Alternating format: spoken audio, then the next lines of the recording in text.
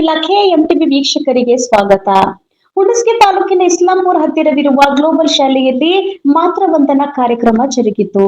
ದಿವ್ಯ ಸಾನ್ನಿಧ್ಯವನ್ನು ಶ್ರೀ ಶ್ರೀ ಶ್ರೀ ಪರಮ ಪೂಜ್ಯ ಮರಿ ಹುಚ್ಚೇಶ್ವರ ಮಹಾಸ್ವಾಮಿಗಳು, ಶ್ರೀ ನಾಗಣ್ಣ ಸೌಕರ್ ದಂಡೇನ ಹುಣಸಗಿ ಅಧ್ಯಕ್ಷತೆಯನ್ನು ಡಾಕ್ಟರ್ ವೀರಭದ್ರಗೌಡ ಹೊಸಮನಿ, ಮುಖ್ಯ ಅತಿಥಿಗಳಾಗಿ ಶ್ರೀ ದಾಮೋದರ್ ಶರ್ಮಾ, ಶ್ರೀ ರವಿಕುಮಾರ್ ಎನ್ ಸಿಪಿಯ ಹುಣಸಗಿ, ಶ್ರೀ ರಾಜಶೇಖರ್ ಗೌಡ ಎಸ್ ಪಾಟೀಲ್, ಪ್ರಾಚಾರ್ಯರಾದ ಶ್ರೀ ಬಸವರಾಜ್ ಎಚ್ಎಸ್ ಉಪಸ್ಥಿತರಿದ್ದರು. ಶ್ರೀಮತಿ ಜ್ಯೋತಿ ಜಿಕೆ ವಂದಿಸಿದರು. ಈ ಕಾರ್ಯಕ್ರಮದಲ್ಲಿ ನಾಗನಗೌಡ ಪೊಲೀಸ್ ಪಾಟೀಲ್, ಚನ್ನಾರೆಡ್ಡಿ ಹಚ್ಚೋಳಿ, ಪ್ರಕಾಶ್ ಚಂದ್ರ, ರಾಜಶೇಖರ್ ದೇಸಾಯಿ, ಶಾಂತಗೌಡ ಪೊಲೀಸ್ ಪಾಟೀಲ್, ನೀಲಕಂಠ ವೈಲಿ, ಶರಣಗೌಡ ಚಿಕ್ಕನಹಳ್ಳಿ, ಪ್ರಶಾಂತ್ ಹಿರೇಮಠ್, ಮಹೇಶ್ ತ್ರಾವರಮಠ್, ಮುತ್ತು ಜಂಬಲ್ದಿನ್ನಿ, ದೇವಣ್ಣ ಬಾಳಿ, ಮಲ್ಲಣ್ಣ ಚಳಗಿ, ಆನಂದ್ ಬಾರಿಗಿಡದ್ ಹಾಗೂ ಸಿಬ್ಬಂದಿ ವರ್ಗವರು ಹಾಜರಿದ್ದರು. ವರದಿ ದೇವೇಂದ್ರ ವಿಶ್ವಕರ್ಮ, ಎಂಟಿವಿ ನ್ಯೂಸ್ ಕನ್ನಡ. ನಿರಂತರ ಸುದ್ದಿ ಮತ್ತು ಜಾಹೀರಾತುಗಳಿಗಾಗಿ ಎಂಟಿವಿ ಕನ್ನಡ ನ್ಯೂಸ್ ಅನ್ನ ಸಬ್ಸ್ಕ್ರೈಬ್ ಮಾಡಿ. ಪರಮ ಪೂಜ್ಯ ಶ್ರೀಗಳನ್ನೊಳಗೊಂಡಂತೆ ಎಲ್ಲರೂ ಕೂಡ ಜ್ಯೋತಿ ಬೆಳೆಸಿ ಈ ಕಾರ್ಯಕ್ರಮವನ್ನ ಉದ್ಘಾಟಿಸಿದ್ದಾರೆ. ಅನಂತ ಅಭಿನಂದನೆಯನ್ನು ಸಲ್ಲಿಸ್ತಾ ಇದ್ದೇನೆ.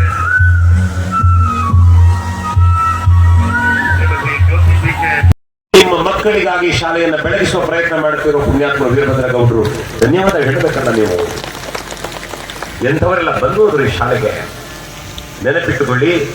ಅವರಿಗೆ ಕೇವಲ ದುಡ್ಡು ಮಾಡಿ ಜೀವನ ಮಾಡೋದಾದರೆ ಅವರಿಗೆ ಬೇರೆ ವೃತ್ತಿಗಳಿವೆ. ಆರ್ಥಿಕವಾಗಿ ಶ್ರೀಮಂತರಾಗಿ ನೆಮ್ಮದಿಯ ಜೀವನ ಮಾಡೋದಕ್ಕೆ ಅವರಿಗೆ ಶಾಲೆ ಬೇಡ, 24 ಗಂಟೆಗಳ ಟೆನ್ಷನ್ ಬೇಡ ಅವರಿಗೆ. ಆದರೆ ಇದನ್ನು ಮಾಡ್ತಿರೋದು ಯಾಕೆ ಅಂತ ಇವತ್ತು 3 ಬಾರಿ ಕೇಳಿದ್ದೇನೆ ಅವ್ರ ಹತ್ರ. ಅವ್ರು ಹೇಳೋದು ಒಂದೇ, ನಮ್ಮ ಹಿಂದುಳಿದ ಈ ಊರಲ್ಲಿ ಇಲ್ಲಿನ ಮಕ್ಕಳು ಒಳ್ಳೆಯ ಶಿಕ್ಷಣ ಪಡೆದು ಈ ಸಮಾಜಕ್ಕೆ ಬೆಳಕಾದರೆ ಅಪ್ಪ ಅಮ್ಮ ನೆಮ್ಮದಿಯಿಂದಿರ್ತಾರೆ. ನಮ್ಮೂರಿಗೆ ಜನ ಕಷ್ಟಪಟ್ಟು ದುಡಿಯುವವರು ಅವರ ಬದುಕು ನೆಮ್ಮದಿಯಾಗಲಿ, ನಮ್ಮ ಊರಿಗೆ ಗೌರವ ಬರಲಿ ಅಂತ ಯೋಚನೆ ಮಾಡ್ತಾರಲ್ಲ ಗಂಡ ಹೆಂಡತಿ, ಅವರಿಗೆ ಕೃತಜ್ಞತೆ ಹೇಳದಿದ್ರೆ ಹೇಗೆ ಹೇಳಿ? ಅದಕ್ಕೋಸ್ಕರ ಸ್ನೇಹಿತರೆ, ನಾನು ಆಗದಿಂದ ಮಾತು ಮೌನ ಅಂದದ್ದು ಯಾಕೆ ಅಂದ್ರೆ, ಇಂತಹ ಪುಣ್ಯಾತ್ಮರ ಜೊತೆ ಬದುಕ್ತಾ ಇದ್ದೀರಿ ನೀವು. ಅಷ್ಟು ಜನ ಗಂಡು ಮಕ್ಕಳು ನಿಂತಿದ್ದಾರಲ್ಲಿ, ಪ್ರಿನ್ಸಿಪಾಲ್ ಹಿಡಿದು ಉಪನ್ಯಾಸಕರೆಲ್ಲ. ಕೋಟ್ಯಂತರ ಸಿಗ್ತಾ ಇದೆ ಅಂದ್ರೆ ಆ ಭ್ರಮೆಯಿಂದ ಹೊರಗೆ ಬನ್ನಿ. ಅವರಿಗೆ ಕೋಟ್ಯಂತರ ರೂಪಾಯಿಗಳ ಸಂಪಾದನೆ ಇಲ್ಲ.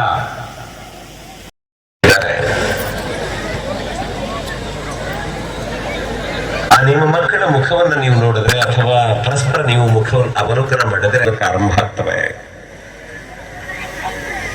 ಯಾರೋ ಇಲ್ಲಿ ಸಾಧಾರಣ 7ನೇ ಕ್ಲಾಸ್ ಮೇಲ್ಪಟ್ಟಂತಹ ಮಕ್ಕಳಿದ್ದೀರಿ ಅಂತಾದ್ರೆ, ಶಾಲೆಯಲ್ಲಿ ವಿಧೇಯತೆ ಇಲ್ಲದೆ ನಾವು ನಡ್ಕೊಂಡಿದ್ದೇವೆ ಅಂತ ನಿಮ್ಗೆ ಅನ್ನಿಸಿದ್ರೆ ದಯವಿಟ್ಟು ನಮ್ಮನ್ನು ಕ್ಷಮಿಸಿ ಬಿಡಿ ಅಂತ ನಿಮ್ಮ ಅಮ್ಮ ಅಪ್ಪನಲ್ಲಿ ಕ್ಷಮೆ ಕೇಳಬೇಕು ಮಕ್ಕಳೇ ನೀವು.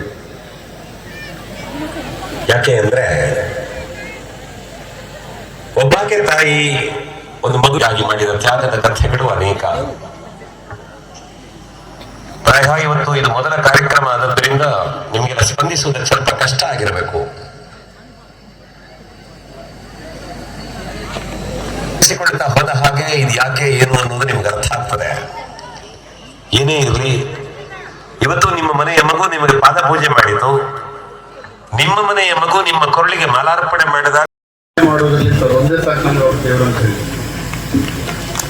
ಅವಳ ಕಷ್ಟಪಡೋದು ಅಂದರೆ ಮಗನಿಗಾಗಿ ಅಥವಾ ಮಕ್ಕಳಿಗಾಗಿ ಓದುವ ಕಾಲಕ್ಕೆ ರಾತ್ರಿ ಎಲ್ಲ ನಿದ್ದೆಗೆಟ್ಟು ಓದಿಸ್ತಾರೆ. ನಾವು ತಂದೆ ಆದಮೇಲೆ ತಾಯಿ ತಂದೆ ಏನಂತ ಗೊತ್ತಾಗಿದ್ದ ಸಲುವಾಗಿ ತಾಯಿ ಮತ್ತು ತಂದೆ ಇಬ್ಬರು ದೇವರು ಅಂತ ಹೇಳೋದ್ರಲ್ಲಿ 2ನೇ ಮಾತೇ ಇಲ್ಲ ಸರ್. Thank you sir.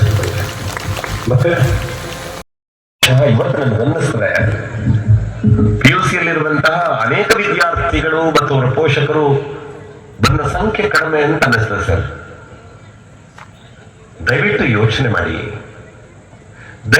ಯೋಚನೆ ಮಾಡಿ, ನಿಮ್ಮ ಮನೆಯ ಮಕ್ಕಳಿಗೆ ನೀವು ಒಳ್ಳೆಯ ವಿಚಾರಗಳನ್ನ ಹೇಳದಿದ್ರೆ ಒಂದು ವಿಚಾರದಿಂದ ಮಾತ್ರ ವಂಚಿತರಾಗುವುದಲ್ಲ, ಒಳ್ಳೆಯ ವಿಚಾರವನ್ನ ಕೇಳದೆ ನಮ್ಮ ಮನೆಯ ಮಗು ನಾಳೊಂದು ಕೆಟ್ಟ ದಾರಿಯನ್ನ ಹೇಳಿದ್ರೆ ಒಬ್ಬ ದೇಶದ್ರೋಹಿಯನ್ನ ಸೃಷ್ಟಿ ಮಾಡಿದ ಪಾತಕ ಬರುತ್ತದೆ ನಮಗೆ. ಒಳ್ಳೆಯ ವಿಚಾರಗಳನ್ನ ಕೇಳ್ತಾ ಸಾಧು ಸಂತರ ಮಾತುಗಳಿಗೆ, ಹಿರಿಯರ ಮಾತುಗಳಿಗೆ ಕಿವಿಯಾಗಿ ಒಬ್ಬ ಮಗು ಈ ದೇಶದ ಬಗ್ಗೆ ಗೌರವದಿಂದ ನಡ್ಕೊಂಡ್ರೆ ಒಬ್ಬ ಅಪ್ಪಟ ದೇಶ ಪ್ರೇಮಿಯನ್ನು ಈ ಜಗತ್ತಿಗೆ ಕೊಟ್ಟ ಸೌಭಾಗ್ಯ ನಿಮ್ಮದಾಗುತ್ತದೆ. ನಮ್ಮ ಮನೆಯ ಮಕ್ಕಳು ರಾಷ್ಟ್ರದ್ರೋಹಿಗಳಾಗಬಾರದು, ಅವರು ಪರಮ ರಾಷ್ಟ್ರಭಕ್ತರಾಗಿ ಬದುಕಬೇಕು. ಈ ಜಗತ್ತಿನಲ್ಲಿ ಭಾರತದ ಧ್ವಜವನ್ನು ಎತ್ತಿ ಹಿಡಿಯಬಲ್ಲಂತಹ ಧೀಮಂತರಾಗಬೇಕಾದ್ರೆ ಅವರಿಗೆ ಒಳ್ಳೆಯ ವಿಚಾರಗಳನ್ನು ಹೇಳಬೇಕಲ್ಲ ನಾವು. ನಿಮ್ಮ ಹತ್ರ ಆಗದಿಂದ ನಾನು ವಿನಂತಿ ಮಾಡಿಕೊಂಡದ್ದು ಇದೇ ಕಾರಣಕ್ಕೆ. ಯಾಕೆ ಅಂದ್ರೆ ಈ ಶಾಲೆಯನ್ನು ಕಟ್ಟಿದವರಿದಾರಲ್ಲ, ನಿಮ್ಗೊತ್ತು ತಾನೆ. ಯಾವ ಅಮ್ಮ ಹೆತ್ತ ಮಗ ಅಂತ ಗೊತ್ತಿಲ್ಲ, ಅವರ ಅಪ್ಪ